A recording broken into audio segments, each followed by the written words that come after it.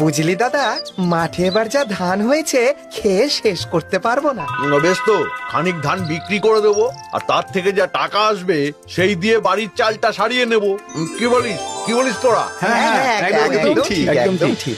বৌদি, আমায় আরেকটু ভাত দিও।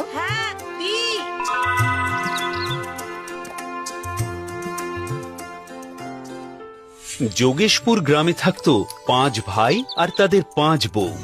ভাই ও বউয়ের মধ্যে সম্পর্ক এতই ভালো ছিল যে গ্রামের লোক অবাক হয়ে যেত। কিন্তু একদিন এই দেখো, তোমার জন্য কি এনেছি। কই দেখি দেখি, কি এনেছো গো?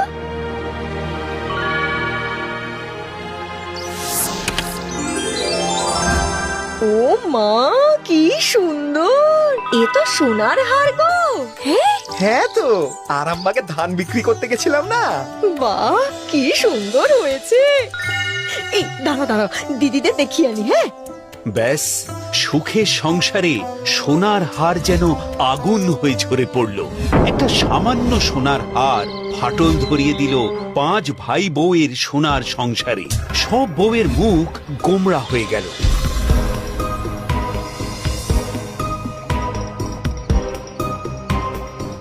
গো, একটু চা দাও তো দেখি।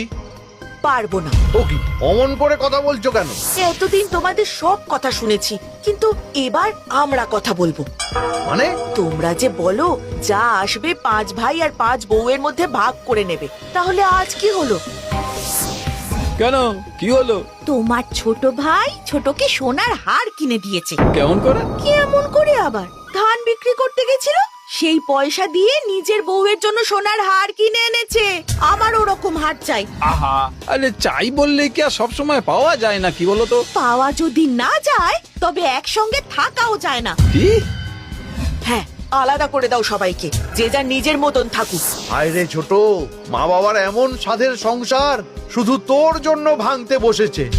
ব্যাস, বউদের চাপে ও ছোট ভাইয়ের কাণ্ডজ্ঞানহীন কাজের জন্য সংসার ভেঙে একেবারে টুকরো টুকরো হয়ে গেল। তাহলে আজ থেকে হাঁড়ি আলাদা হলো। এবার জমি জমা। মেজো, তোর জন্য থাকলো নারকেল বাগান।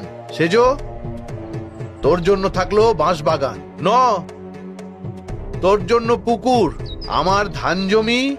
আর ছোট, তোর জন্য সুপুরি বাগান। নাও, এবার থেকে সবাই নিজের মতো শান্তিতে থাকো। কিন্তু দাদা, আমি